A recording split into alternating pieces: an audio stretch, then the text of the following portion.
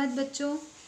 आज मैं आप लोगों को एक नई मात्रा सिखाने जा रही हूँ। मात्रा तो आप लोगों ने सीखी है पिछली कक्षा में, लेकिन हम उसको पढ़ने वाले हैं। तो हमने इससे पहले कौन सी मात्रा सीखी थी? अय की मात्रा। ठीक है, तो आज हम ओ की मात्रा सीखेंगे। ओ की मात्रा में जब हम उच्चारण ओ का करते हैं तब हमारा मुंह ऐसा हो जाता है। ओ मतलब जो अंग्रेजी का ओ अक्षर है उसके जैसा हमारा उच्चारण होता है।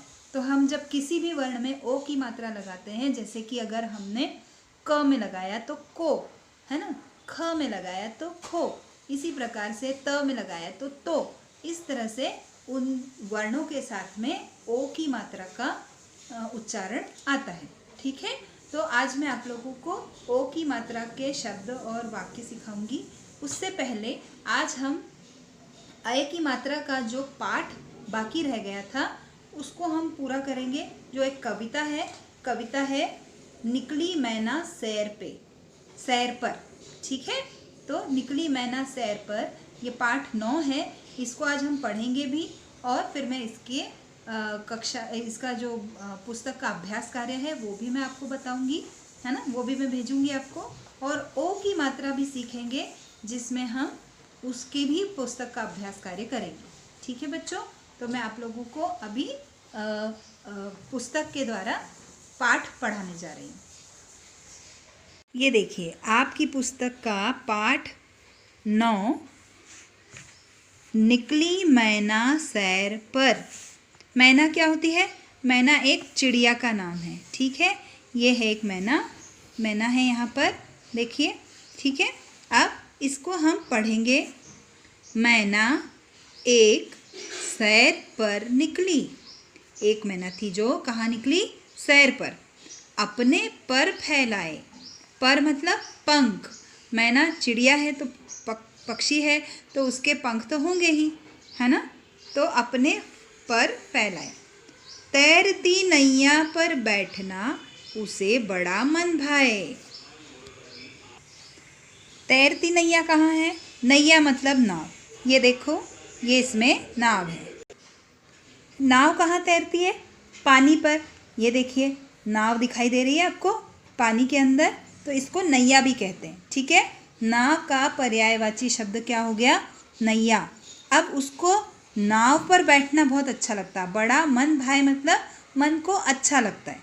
ठीक है, अब है लिखा इसमें, मछली तैरे पानी में,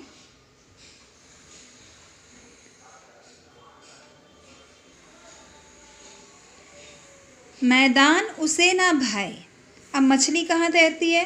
पानी में तैरती है। कभी आपने मछली को ज़मीन पे चलते देखा है, ग्राउंड पे? नहीं, तो उसको पानी ही अच्छा लगता है क्योंकि वो पानी में ज़िंदा भी रह सकती है। इसीलिए उसको मैदान मतलब ज़मीन का हिस्सा उसे पसंद नहीं आता। खड़ा किनारे शैतान बगुला। बगुला क्या होता है? ये होता है बगुला। ठीक है, और ये बगुला कैसा है? ये शैतान है। उस पर निगाह लगाए। उस पर निगाह मतलब मछली पर निगाह लगाए। निगाह लगाए मतलब उसको, उसके ऊपर उसका ध्यान है पूरा। क्यों? क्योंकि वो उसको पकड़ के खा जाना चाहता है। ठीक है, तो ये कविता है। फिर से एक बार पढ़ रही हूँ। मैना एक सैर पर निकली अपने पर फैलाए, तैरती नैया पर बैठना उसे बड़ा मन भाए। मछली तैरे पानी में, मैदान उसे ना भाए। खड़ा किनारे शैतान बगुला, उस पर निगाह लगाए। अब इसके जो प्रश्न उत्तर हैं या जो भी पुस्तक के अभ्यास कार्य हैं, ये मैं आपको अभी भेज रही हूँ। ठीक है, अब हम पढ़ेंगे ओ की मात्रा। ओ से ओखली, ओ से ओढ़नी, इसमें बहुत सारे शब्द हैं, है ना, लेकिन ओ से तो बनने वाले बहुत सारे हैं। अब हमें वर्णों में ओ की मात्रा लगाकर शब्द पढ़ने हैं। तो म में ओ की मात्रा लगाई तो मो और र, मोर। मोर क्या है? हमारा राष्ट्रीय पक्षी है। भारत का राष्ट्रीय पक्षी क्या है? मोर है। अब ये कौन है? इसको आपने कहीं देखा है? ये सर्कस में होता है। इसे कहते हैं जोकर। ठीक है, जोकर जो हमें हंसाता है, हमारा मनोरंजन करता है।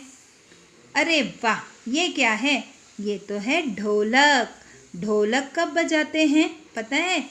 जब हम किसी भी खुशी में या कोई हमें कोई ऐसा अवसर होता है जब हमें नाचना होता है, तब हम ढोलक बजाते हैं। ठीक है, जैसे कि अभी बहुत सारे लोगों के घर में शादियां होने वाली है ना, तो शादी में भी ढोलक बजाते हैं। ठीक है, अगर मैच जीत जाता है भारत, तब भी ढोलक बजाते हैं। कोई त्योहार होता है तब भी ढोलक बजाते हैं, है ना। तो ये क्या है? ढोलक। ढ में ओ की मात्रा लगी है और फिर लक, ढोलक। ठीक है, ये क्या है? मिट्ठू मिट्ठू, लेकिन इसे तोता भी कहते हैं। तोता। त में ओ की मात्रा, फिर त में आ की मात्रा, ता, तो तोता। कैसा होता है ये? हरे रंग का, और इसकी चोंच जो होती है वो लाल लाल होती है। और इसे क्या पसंद है आपको पता है खाने में? इसे पसंद है अमरूद, हरी मिर्ची। तो ये जो है ये है तोता। अरे वाह, अब आ गई है ठंड, तो ठंड में पापा क्या पहनेंगे? कोट। कोट में क में ओ की मात्रा और ट, कोट। इसी प्रकार से आपको ये सारे शब्द जो हैं पढ़ने हैं।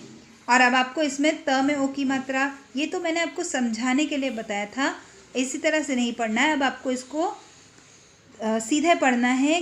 गोल, गोल, ढोल, ढोल, भोर, भोर। इस प्रकार से ये सारे शब्द आपको पढ़ने हैं। और ये जो पुस्तक का अभ्यास कार्य है, ये मैंने आपको गृह कार्य दिया है, क्योंकि इस पर आपको आपकी पेंसिल चला के इस शब्द को लिखना है। शोर, कोट, कटोरी, रसोई। और जब जब आप ये लिखेंगे तब आपको इनको साथ में बोलते भी जाना है। ठीक है, अब यहाँ पर एक एक शब्द लिखना है।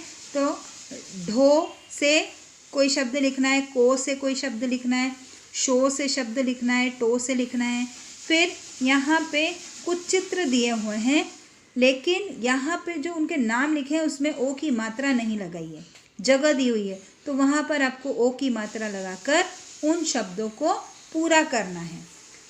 अब इनमें क्या करना है आपको पता है? एक जैसे शब्दों पे गोला लगाओ। जैसे कि अब यहाँ पे पहला किया हुआ है झोला, ढोल, घोड़ा। अब जैसे यहाँ झोला लिखा है तो यहाँ पे भी झोला ही होना चाहिए, तो इसमें झोला जो लिखा है उस पर हमने गोला लगा दिया। और छोटा, अब ये जो इससे समोसा कहाँ लिखा है उस पर आपको गोला लगाना है। कोयल कहाँ लिखा है उस पर गोला लगाना है। रसोई कहाँ लिखा है उस पर गोला लगाना है। ठीक है, आज मैं आपको इतना ही पुस्तक अभ्यास कार्य दे रही हूँ। ठीक है, और इसके बाद मैं आपको आगे का जो अभ्यास कार्य है दे दूँगी। ठीक है, वैसे अब आप लोगों को अपनी जो लिखने की जो स्पीड है वो अब आपको बढ़ानी होगी। तो हम एक काम करते हैं, क्यों ना हम इस पाठ को भी पूरा कर ही लेते हैं। ठीक है, तो चलिए मैं आपको ये वाला पाठ भी पढ़ा देती हूँ। तो ये पाठ है 10, होली की टोली। अच्छा, होली कौन सा त्यौहार होता है पता है आपको? इसमें हम रंगों से खेलते हैं। अभी तो हमने कौन सा त्यौहार मनाया? अभी जो थोड़े दिनों पहले गया है वो था दिवाली का त्यौहार। वो रोशनी का त्यौहार था। रोशनी मतलब हम दिए जलाते हैं, पटाखे चलाते हैं। पटाखे तो इस बार हमने नहीं चलाए हैं, और चलाना भी नहीं चाहिए ज़्यादा, क्योंकि उससे क्या होता है, एक तो ध्वनि प्रदूषण होता है और वायु प्रदूषण होता है। आपको पता है ध्वनि प्रदूषण मतलब बहुत ज़्यादा आवाज़ होती है, और इससे बीमार लोग या जिनको तकलीफ़ होती है वो उनके लिए अच्छा नहीं होता है ना। और फिर वायु प्रदूषण मतलब जिसमें हवा हमारी जो होती है ना उसमें धुआं हो जाता है और फिर हमको सांस लेने में तकलीफ़ होती है। तो होली जो होता है त्यौहार वो आता है मार्च के महीने में, फरवरी या मार्च के महीने में। ठीक है, और उसमें हम रंगों से खेलते हैं। अब ये पाठ में पढ़ रही हूँ। आज होली है, मोहन, सोहन और रोमा की टोली टोपी पहन कर होली खेलने निकली। अब देखो ये इसमें दिख रहा है सब, इन्होंने बच्चों ने टोपी पहनी है ना। कौन कौन है इसमें? मोहन, सोहन और रोमा। उनकी टोली मतलब वो लोग ग्रुप में गए हैं, झुंड में, है ना। और उन्होंने क्या पहना है? टोपी। क्या खेलने निकली है? होली खेलने। ढोल बज रहा था। क्या बज रहा था? ढोल। अभी हमने पढ़ा था ना ढोल, देखा। अब होली खेल रहे हैं तब भी ढोल बजा रहे हैं। शोभा और अनमोल भी आ गए। अब उनके कोई दो दोस्त और आ गए, शोभा और अनमोल। सबने एक दूसरे को गुलाल लगाया। क्या लगाया? गुलाल। गुलाल लगाते हैं ना आप लोग भी एक दूसरे को, अलग अलग रंग के। दोपहर तक सबने होली खेली। दोपहर होने तक सब होली खेलते रहे। सब ढोल की थाप पर खूब नाचे। अब ये जो ढोल बजा रहा है, ढोल वाला, वो ढोलक को थाप दे रहा है। थाप देना मतलब ऐसे बजाना, है ना। और उस पर सब लोग नाच रहे थे। मोहन सबके लिए ढोकला, गुझिया और समोसे ले आया। वाह भाई, क्या बढ़िया बढ़िया चीज़ें हैं, है ना। तो ढोकला, गुजिया और समोसे। गुलाब के शरबत की बोतल भी थी। अब गुलाब के शरबत की ये बोतल दिखाई दे रही है आपको, है ना। ये समोसे, गुजिया, ये सब रखा है यहाँ पर, देखिए सब खा रहे हैं, है ना।